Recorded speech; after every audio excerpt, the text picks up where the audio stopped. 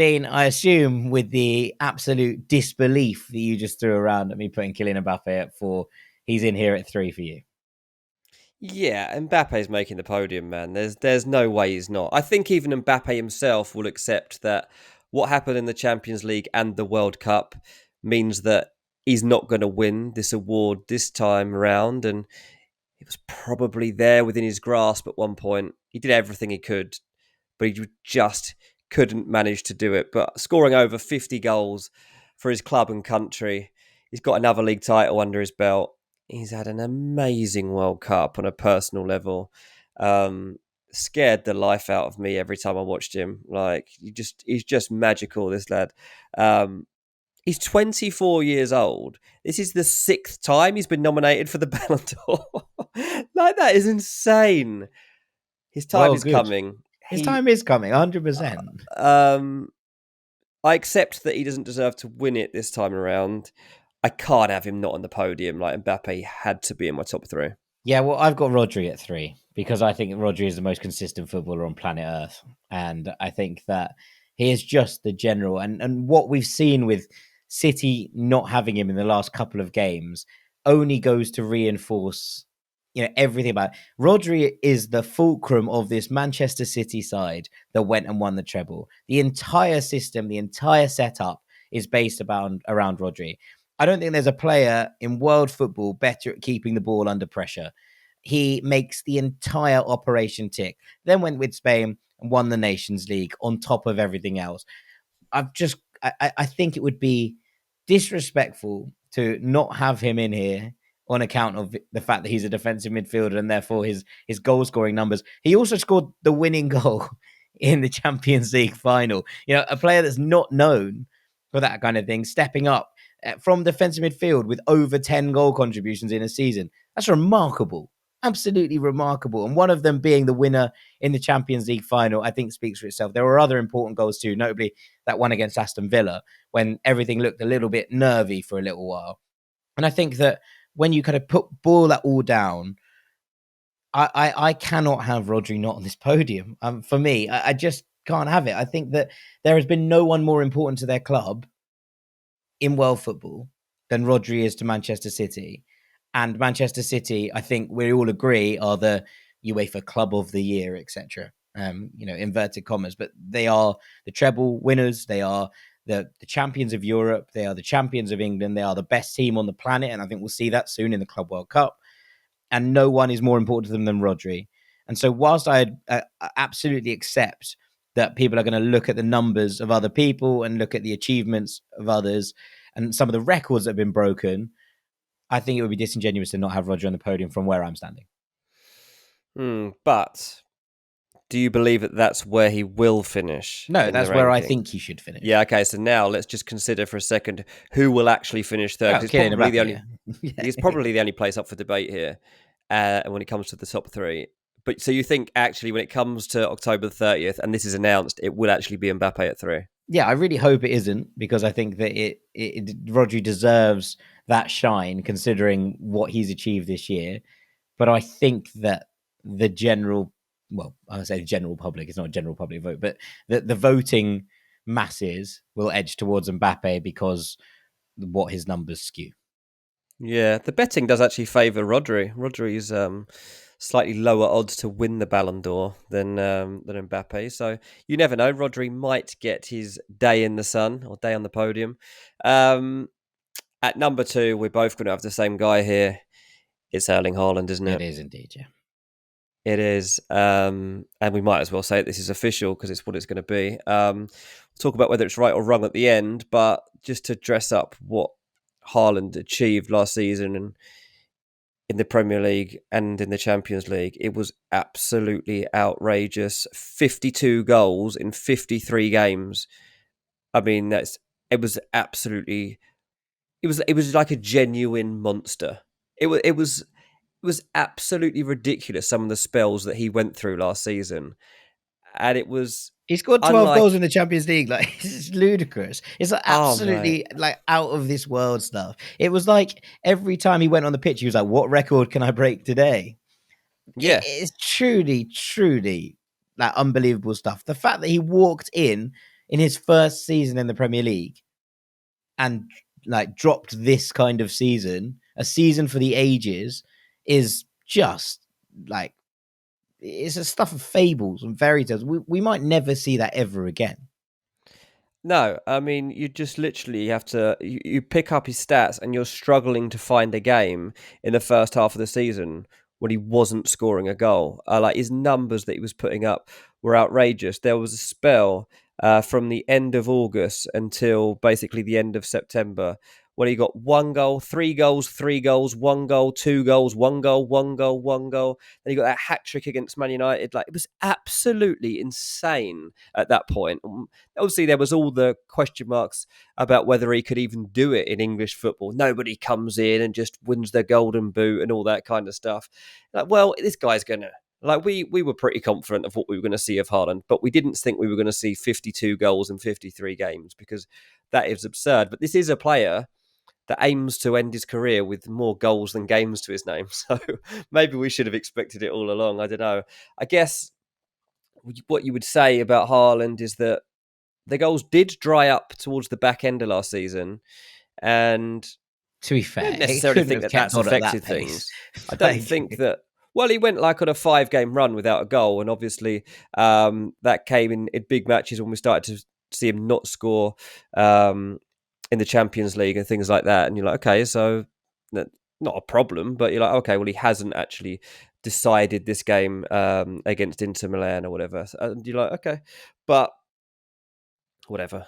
He was absolutely but the thing is sensational, that and once he started to be triple marked because people are so worried about him, it opened up space for other people in the City side to go and do the damage. And actually, Ilkay Gundogan, who you had at the bottom of this list and I had just outside it, is a player who started to absolutely thrive in the spaces that were being left. And you look at the FA Cup final and you look at the Champions League final, and suddenly it's Gundogan who has these opportunities and space to make things happen. Rodri popping up from midfield with no one marking him because everybody is so focused on Erling Haaland. Bernardo Silva, who popped up with those 2 goals against Real Madrid, obviously, that's because they were so focused on trying to stop Haaland that they were like, oh, Bernardo Silva's free at the back post. He won't score a header. Oh yes, he will. And I think that part of actually the drop off from Haaland actually brought everybody else into the team in a more consistent way. And actually, arguably, Pep Guardiola would have been just as happy with that, if not maybe a bit happier. yeah, that's fair enough. Haaland has already got a personal award for his performances. He got the UEFA Men's Player of the Year award, which is obviously an award that is coveted as well. And Benzema had won that in 21-22. So Erling Haaland's already been crowned with that one.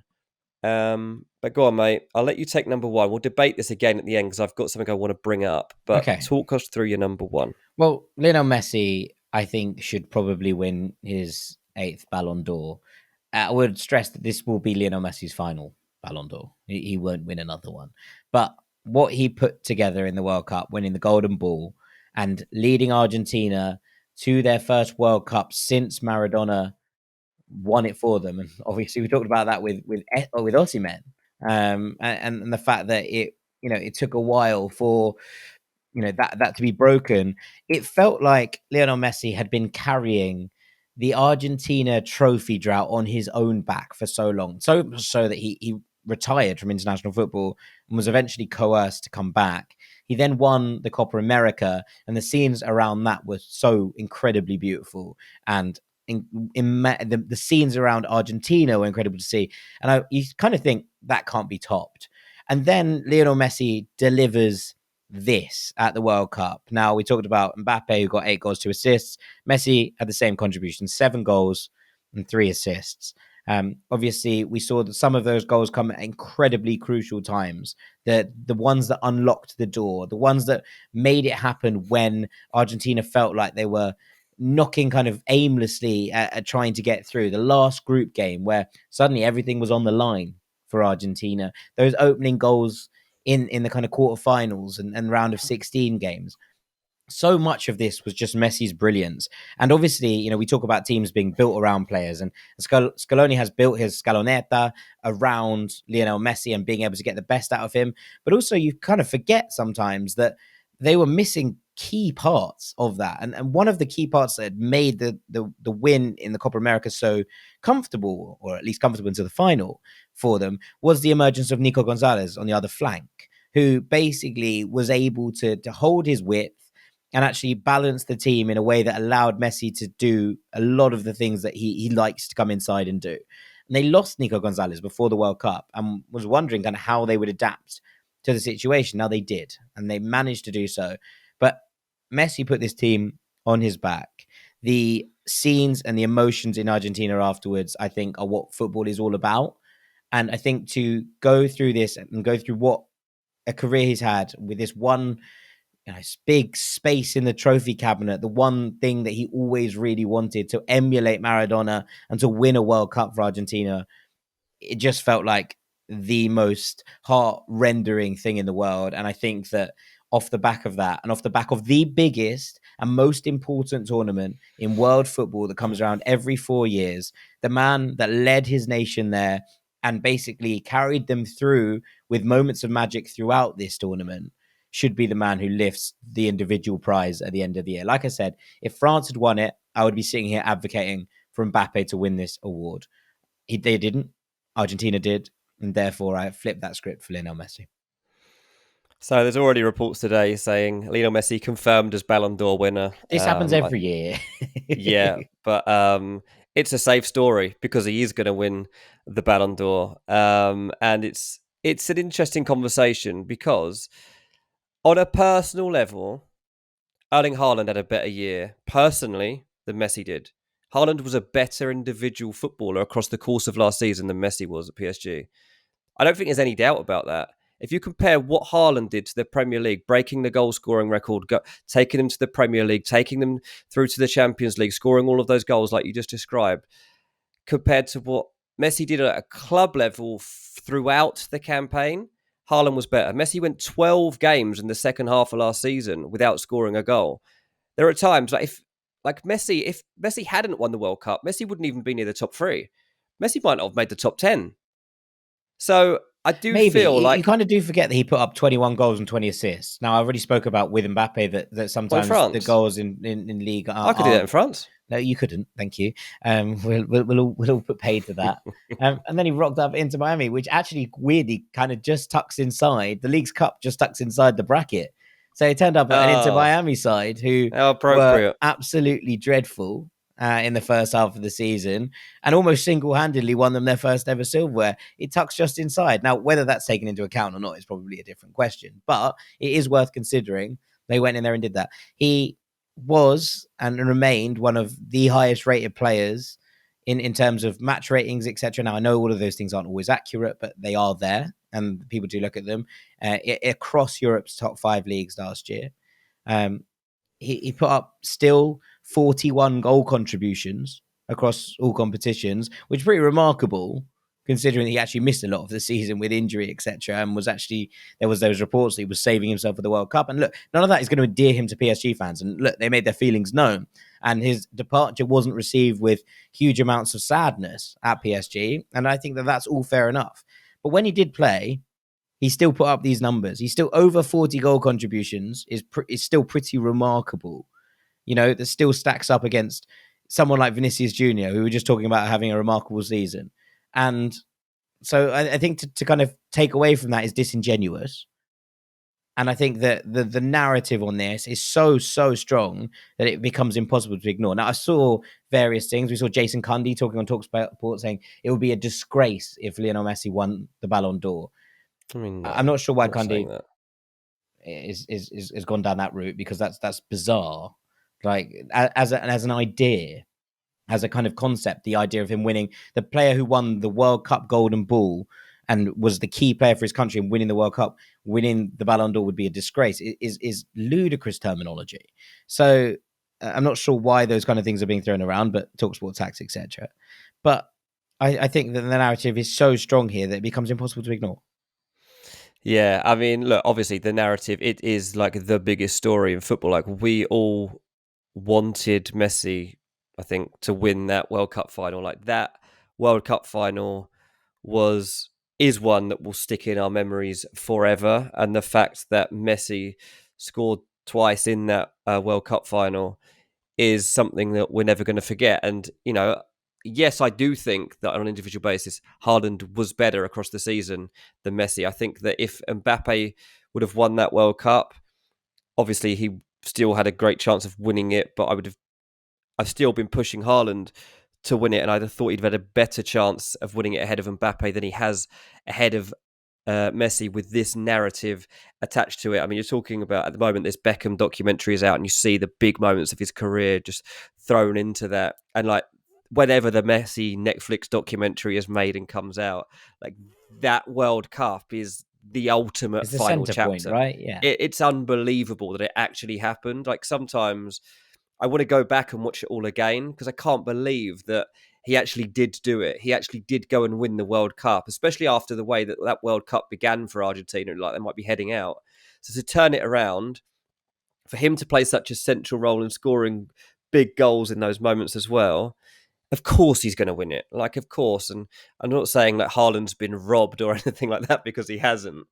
But I just think we had to make a case here that Erling Haaland was as good as you could possibly have got. And if ever there was a time when Messi had scored the amount of goals that Haaland has just scored and didn't win the Ballon d'Or, there Yeah, would have been he like an didn't uprising. just score 52 in a season. He scored 91. So that was there's a bit of work to be done just yet. Yeah, but you know what I'm saying. It's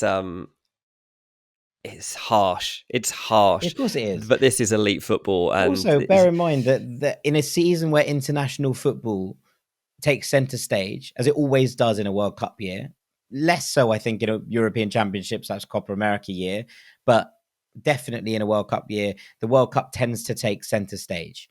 And I think we talked about the fact that when Luka Modric won it, Croatia getting to the World Cup final was a massive part of that. And actually, when you kind of look at the way that this plays out, Erling Haaland's Norway, good as he has been for Norway, and his record again is another one where he scored the same amount of goals as he has been in games, is a Norway side which actually is starting to look very talented. Martin Ødegaard in there as well. How many nations have two players nominated, or how many nations who went to the World Cup have two players nominated here for the Ballon d'Or? And the fact that they didn't qualify, and the fact that they weren't there and able to put that shine on it, I think has in a year where there is a World Cup, will always limit you. And I think that's unfortunately the sad fact of what this looks like. Yeah, obviously it's just like Norway, even if they do start to make tournaments, aren't ever going to be in the conversation. I don't know, at the end of it. I'm pretty hot on this Norway too side. far to go. They got too far to climb back, like to actually compete Antonio with Nusa is going to be in this list soon as well, and then we'll all be cooking. But for Messi, yeah, on October the 30th, it'll be announced. It'll be his 8th Ballon d'Or. So it means he'd have won it in 2009, 2010, 2011, 2012, 2015, 2019, 2021. And he will also be the winner in 2023. Like, that is insane. Over 14 years to have been picking up the Ballon d'Or over that space of time and still be collecting it.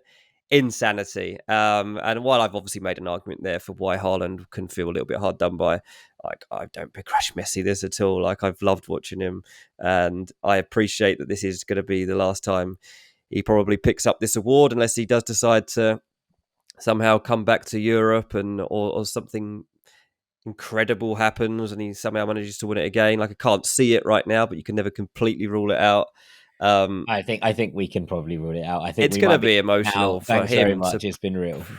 Yeah, exactly. It's going to be emotional. And again, if you think about a documentary of his life, it's fitting that he picks up the Ballon d'Or one more time.